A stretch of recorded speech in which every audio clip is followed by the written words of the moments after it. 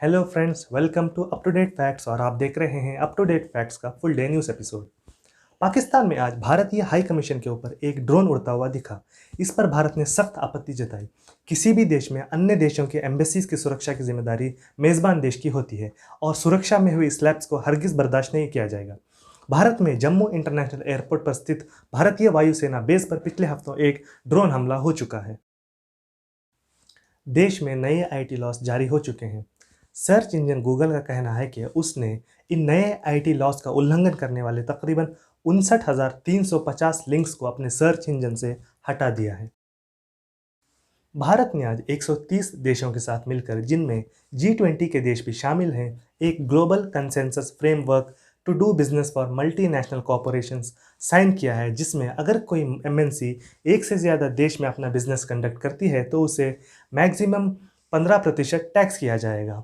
फिलहाल भारत में एमएनसीज को 20 से 30% के दरमियान टैक्स किया जाता है। कर्नाटका में लॉ की पढ़ाई की इच्छा रखने वाले स्टूडेंट्स के लिए एक अच्छी खबर है। सुप्रीम कोर्ट ने national law school of Indian university Bangalore में कर्नाटका के स्टूडेंट्स को एडमिशन के लिए 25% रिजर्वेशन दिए जाने पर रोक लगाने से इनकार किया है। पहले भी कर्नाटका के स्टूडेंट्स को यहाँ पे 25% रिजर्वेशन मिलता था और इस रिजर्वेशन के खिलाफ सुप्रीम कोर्ट में अपील की गई थी। भारत में कोरोना की वजह से हुई मौतों का आंकड़ा आज 4 लाख के पार चला गया। यूनाइटेड स्टेट्स ऑफ अमेरिका और ब्राज़ील के बाद 4 लाख मौतों का आंकड़ा क्रॉस करने वाला भारत दुनिया का तीसरा राष्ट्र बन गया है।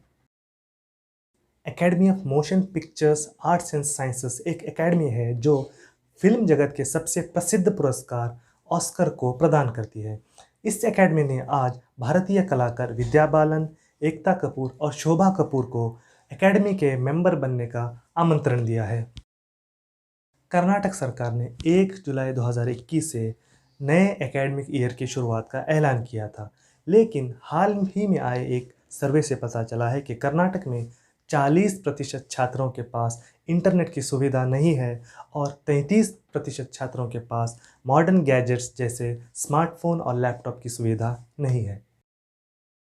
पिछले दिनों की खबरों के मुताबिक यूरोपियन मेडिकल एजेंसी ने भारतीय कोरोना वैक्सीन कोविशील्ड को वैक्सीनेशन पासपोर्ट की लिस्ट में इंक्लूड करने से इनकार किया था, लेकिन आज भारत सरकार और भारतीय विदेश मंत्रालय की कोशिशों के बाद नेदरलैंड्स और स्विट्ज़रलैंड समेत 8 यूरोपीय राष्ट्रों ने इस वैक्सीन को वैक्सीनेशन पासपोर्ट की लिस्ट में इंक्लूड किया है। हम भारतीयों के लिए एक बहुत ही खुशी की खबर ये आ रही है कि भारत में पिछले 50 दिनों से लगातार हर दिन 50,000 से ज़्यादा लोग कोरोना से रिकवर हो रहे हैं और भारत हर दिन 50 लाख लोगों को वैक्सीनेट कर रहा है। भारतीय स्वास्थ्य मंत्रालय ने आज ऐलान किया है कि भारत में सेकेंड कोविड वेव अब तक ख़त्म नहीं हुई है। भारत के तकरीबन 71 ज़िले हर दिन अब भी 10% से ज़्यादा का कोविड इन्फेक्शन रेट दिखा रहे हैं। इसलिए सबसे विनती है कि अब भी पब्लिक प्लेसेस में कोविड प्रोटोकॉल्स को फॉलो करें और सेफ रहें। आज से 20 साल पहले 2001 में यूनाइटेड स्टेट्स ऑफ अमेरिका और नाटो राष्ट्रों की सेना ने अफ़गानिस्तान पर हमला किया था।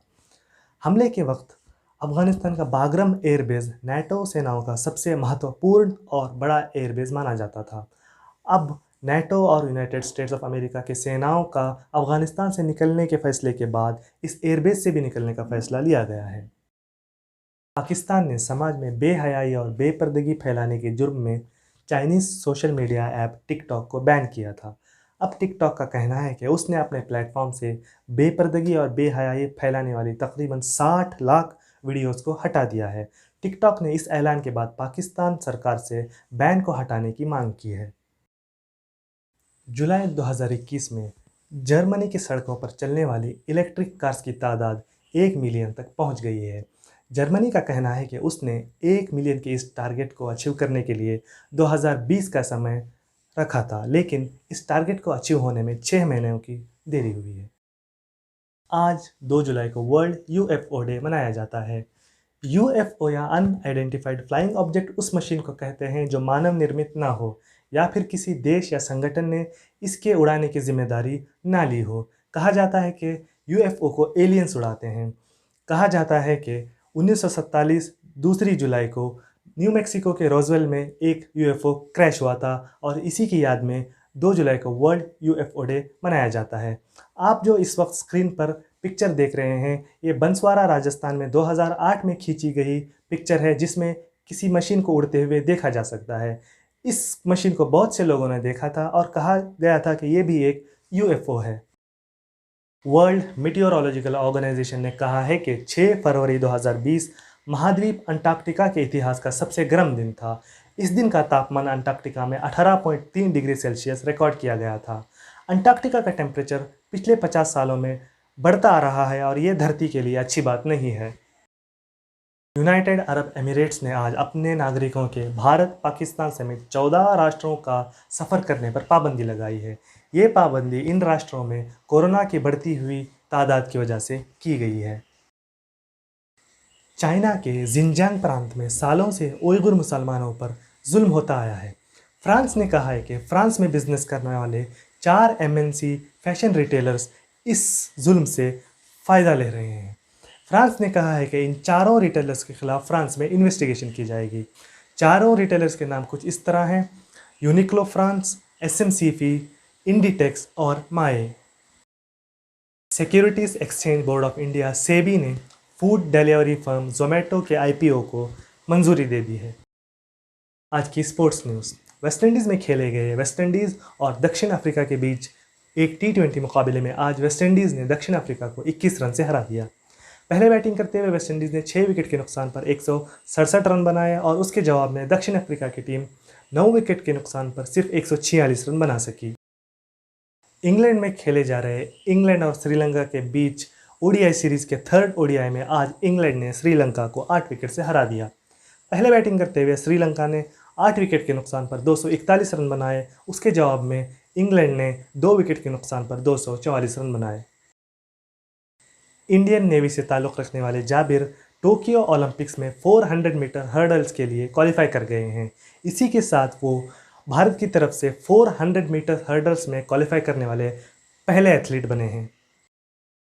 जानते हैं आज के शेयर बाज़ार का हाल। सेंसेक्स आज 166 पॉइंट बढ़कर 52,484 पॉइंट्स पे बंद हुआ और निफ्टी 42 पॉइंट्स बढ़कर 15,722 पे बंद हुआ। मल्टी कमोडिटी एक्सचेंज में सोने की कीमत आज प्रति 10 ग्राम 47,236 रुपये रही और चांदी की कीमत प्रति 1 किलो 69,034 रुपये रही। रुपया आज डॉलर के मुकाबले 19 पैसे नीचे गिरकर 74.74 पे बंद हुआ और ब्रेंट क्रूड की कीमत आज इंटरनेशनल मार्केट में प्रति बैरल 75.73 डॉलर्स रही। दोस्तों, ये थी आज की फुल डे न्यूज़। अगर आपको हमारा काम पसंद आ रहा है तो हमारे चैनल को लाइक करें, शेयर करें, सब्सक्राइब करें और बेल आइकन को प्रेस करें। Thank you.